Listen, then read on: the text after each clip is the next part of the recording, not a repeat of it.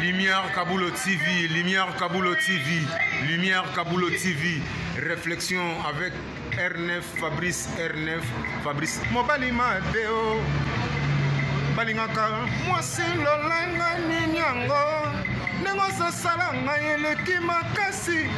Kaboulo TV yo, Lumière Kaboulo, réflexion. Réflexion, double CD Fantomas, Mayo. Il est là, il a toujours. Barbito s'abonne, chaîne les amoko. Ça c'est dit, tu m'as beaucoup de temps à s'abonner. Bon, donc, mon yango, YouTube, tout ça, moko gaga. Réflexion, trop bandé, réflexion. Réflexion, lumière, Kamboul, Yangwana, Balai qui est ça la biso bien.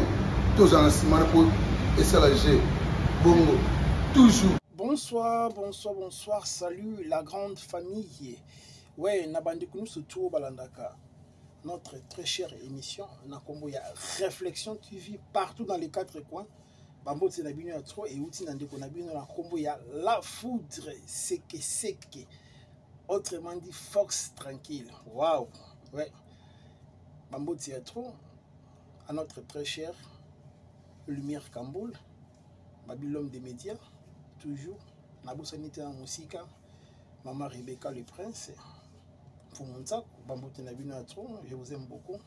Et la question qui nous a été posée pendant la semaine, pourquoi un homme ne peut pas garder une femme?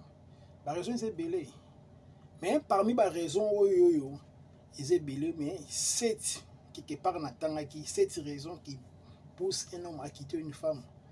Parmi les 7 raisons, on a ceux qui peuvent énumérer en haut. Donc, dans ma balle, les belés, ou soit ceux qui l'ont pour pour babi, des problèmes peuvent être identiques, mais en plaire, ils ont un côté. Mais pour chaque problème, ils ont en plaire. Mais dans ma cambo, un homme a commis à mesure que non, il a lâché une femme ou a supporté moi cité. Ils en ont 7 raisons au ciblé qui n'a parmi les raisons qui a été cité. Il y a le manque de respect, l'infidélité, les rapports sexuels, le matériel, la pression, les ultimatums, enfin et discuter à ses ordres. Surtout parmi les bulots qu'on a tout énuméré, on a les 7 là. Ils en ont bulots qu'on a presque. Na biso ni balinde tingai vraiment donc ce qui déjà moi si déjà on s'est retrouvé au-delà ya 4 5 critères ou donc on va peut-être ba défaut déjà c'est très dangereux pour moi.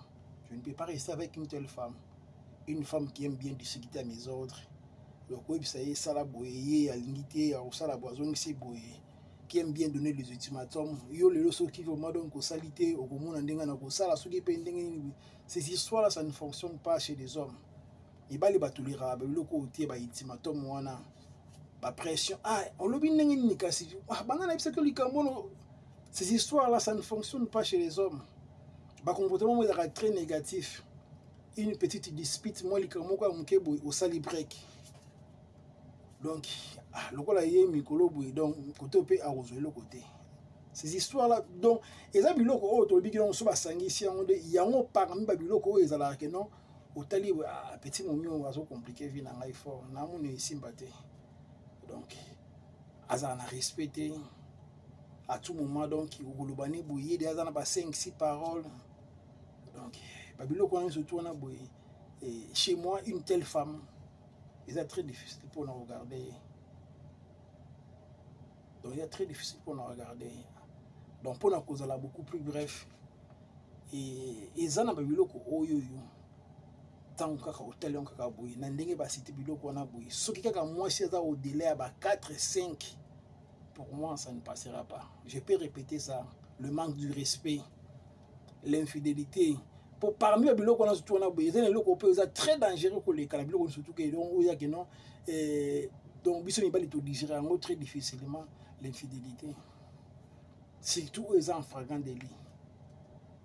Donc il y a un moni ils ont la biloko wana ba lobela wana que non ndeti ngai na ba critère ndena lobeli dans les 7 raisons qui poussent un homme à quitter une femme, dans énumérer les 7 donc et ça chose facilité ce qui déjà moi ça va se retrouver au-delà de 4, 5 voire même 6 qui azalanaye insolente donc à manquer toujours respect azalanaye infidèle ou soit azalana trop matérialiste c'est-à-dire que monde loko bimaté na mode il y a pression à tout moment ba kopesa ba ultimatum ba bilo mo bongo c'est ça la boison ça boye donc on a vraiment ça ne passera pas donc pour moi ils ont comme opinion ceux qui déjà se retrouver dans les critères on a boye donc c'est très difficile pour nous aller donc et voilà comme message ou comme oyangai libanga brique na ko tonga na comme qui a été comme une question ils allaient poser pendant la semaine.